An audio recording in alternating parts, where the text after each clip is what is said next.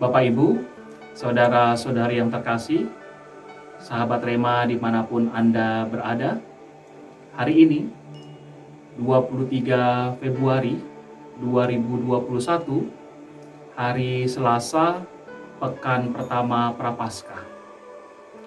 Renungan kita pada hari ini diambil dari Injil Matius, bab 6, ayat 7 sampai dengan 15. Tema renungan kita adalah orang yang mampu mengampuni adalah orang yang mempunyai hati yang damai. Sahabat Rema yang terkasih, apakah Anda mempunyai hati untuk mengampuni? Berbahagialah orang yang bisa mengampuni. Karena saya mempunyai pengalaman bahwa untuk mengampuni itu tidak mudah. Butuh sebuah rahmat dan berkat dari Tuhan. Kita mungkin sering mendengar sumpah serapah seperti ini. Awas kamu, tunggu saatnya. Sampai mati pun aku tidak akan mengampuni kamu. Pernah mendengar sumpah serapah seperti itu?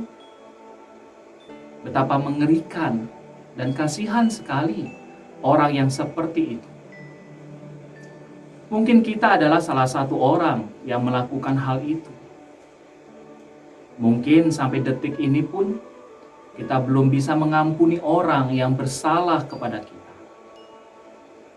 Coba kita mengingat-ingat. Apakah ada pribadi atau kejadian hidup yang tidak pernah bisa aku maafkan sepanjang hidupku? Sahabat Rema yang terkasih, Injil Matius bab 6 ayat 7 sampai 15, Yesus mengajarkan doa Bapa kami. Salah satu permohonan di dalam doa Bapa kami adalah mohon pengampunan. Bapa, ampunilah kesalahan kami, seperti kami pun mengampuni yang bersalah kepada kami.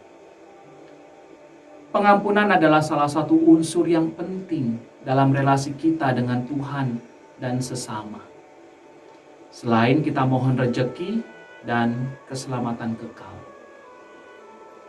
kita butuh kekuatan dari Tuhan untuk bisa mengampuni. Orang yang bisa mengampuni sesama berarti secara kualitas rohani dia sudah bisa mengatasi kemanusiawian kita. Di atas salib, Tuhan Yesus mampu mendoakan orang-orang yang bersalah kepadanya. Tuhan, ampunilah mereka, karena mereka tidak tahu apa yang mereka lakukan. Teladan baik pengampunan diberikan oleh Santo Paus Yohanes Paulus yang kedua. Beliau semasa hidupnya pernah mengampuni Ali Agha yang menembaknya, dan bahkan dia mengunjungi saat dia di dalam penjara. Ketika kita sudah sampai pada tingkat memberi pengampunan, kita akan merasakan kedamaian hati yang dalam, hidup yang tenang, karena kita tidak lagi dikuasai oleh amarah dan dendam. Konsekuensinya apa? Kalau kita mengampuni kesalahan orang lain setengah-setengah, maka Allah pun akan mengampuni kita setengah-setengah. Kalau kita mengampuni kesalahan orang lain secara total, maka Allah pun akan mengampuni kita dengan total. Dan yang lebih parah lagi, dan sangat mengerikan adalah apabila kita tidak mengampuni kesalahan orang lain, maka Allah pun tidak akan mengampuni kesalahan kita. Betapa mengerikan. Apabila itu terjadi dan terus berlangsung sampai ajal menjemput kita. dan kita masih belum bisa mengampuni orang lain. Hal ini sangat jelas dikatakan oleh Yesus. Karena jikalau kamu mengampuni kesalahan orang, Bapamu yang di surga akan mengampuni kamu juga. Tetapi jikalau kamu tidak mengampuni orang, Bapamu juga tidak akan mengampuni kesalahanmu. Bapak, Ibu, saudara, saudari, dan sahabat Rema dimanapun Anda berada. Di akhir renungan ini, saya mengajak kita bersama, marilah kita, saya dan Anda sekalian, menjadi orang yang selalu memberi pengampunan bagi siapapun orang yang bersalah kepada kita. Kita menjadi pribadi pemaaf. Percayalah, apabila kita mampu memberikan pengampunan, hati dan hidup kita akan damai.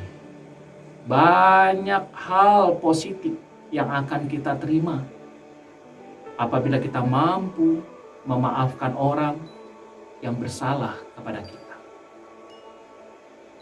Semoga Allah memberkati kita dan keluarga untuk selalu memberikan pengampunan kepada siapapun yang bersalah kepada kita.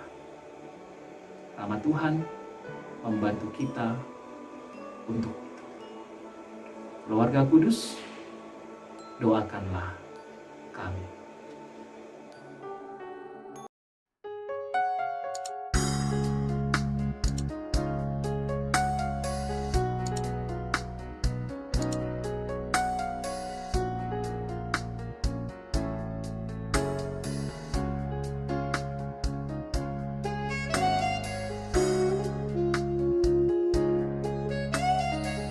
Sahabat Rema, sampai jumpa dalam program berikutnya.